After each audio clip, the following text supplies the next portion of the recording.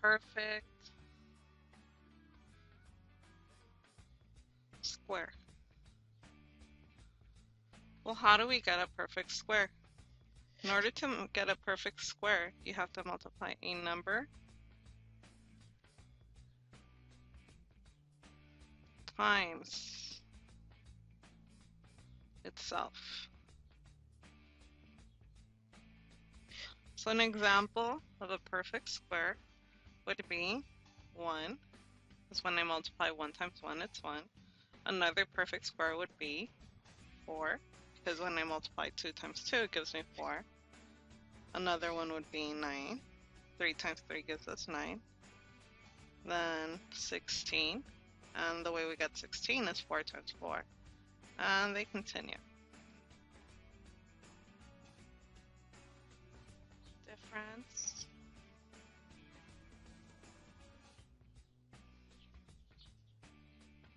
of squares. Well, what does the word difference mean? The word difference means to subtract. So we're subtracting squares. And when we're looking at difference of squares, the format in which it's in is a squared minus b squared. And when we factor it, our answer is going to be a plus b, a minus b. So this is going to be example number 1. And I have x squared minus 9. So before I can do anything else, I know that my first one, if I match them, it's already set up as a square, so x squared. So in this case right here, what the b squared is, I need to ask myself, what is a number that is being squared to give me 9? So I know that the number 3 has to be squared in order to get 9. So when I factor this, I break them up into 2 sets of parentheses, one with a plus, the other with a minus. I keep my x, I put it on both, I keep the 3. How can I check if this answer is correct? I'd have to FOIL it, so I just multiply these 2 sets of parentheses together. Example number 2. This time I have n squared minus 25. So I need to ask myself, when I need a number when I square it to give me 25. That means I multiply it times itself. So the only number that I can multiply by itself to give me 25 is 5. So 5 squared gives me 25. When I now factor this, this is now n plus 5, n minus 5. Example number 3.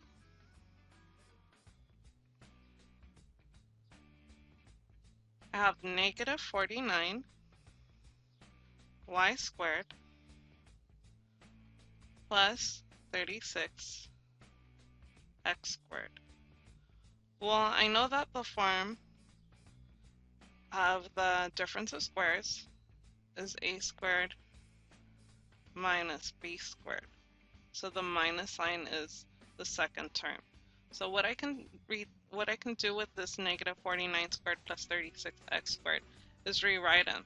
So I can write 36x squared minus 49y squared. So I now ask myself, well, what number times itself gives me 36? That would be 6 squared. Then I have that x squared minus a number times itself that gives me 49 would be 7 squared, and I just rewrite my y squared. When I write the factorization of this,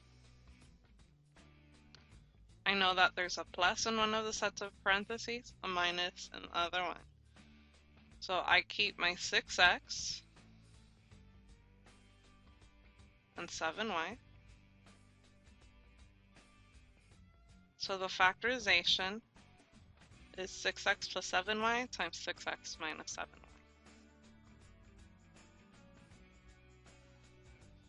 Example number 4. Have 48 x cubed minus 12x. When I'm looking at these numbers, 48x cubed and negative 12x, and I know that neither of these terms are perfect squares. So I can't just factor them just as of yet. So the first thing I need to do is find the greatest common factor between these two terms. So I ask myself first, the factors of 48 are 6 and 8. Factors of 6 are 2 and 3. And since I'm done factoring here, I can circle them off. Then my factors of 8 are 2 and 4. And factors of 4 are 2 and 2. Since I'm now done factoring, I can circle those terms. I continue with this negative 12. I know that factors of negative 12 are negative 1 times 12. I'm done factoring with this negative 1, so I circle it there. Then my factors of 12 are 3 and 4. And factors of 4 are 2 and 2. So I'm going to circle my factors. So I'm now going to write 48 x cubed minus 12x. I know that the factors of 48x cubed are 2 times 2 times 2 times 2 times 3, and I have x cubed, which means there's 3 x's that follow. Factors of negative 12 are negative 1 times 2 times 2 times 3, and then I have an x. I look for what they have in common. So they have a pair of 2's here, another pair of 2's here, a pair of 3's, and a pair of x's. So the greatest common factor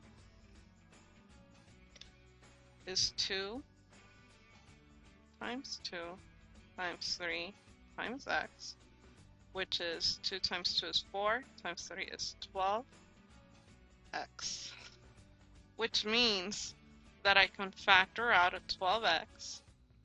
So I now have 2 times 2, which is 4, x times x is x squared, minus 1. Well, can I now factor this? I definitely can. I keep my 12x and work with what I have left. I know that in order to get a 4, I'd have to multiply 2 times itself. I bring down my x, plus, to get 1, I'd have to multiply 1 times itself.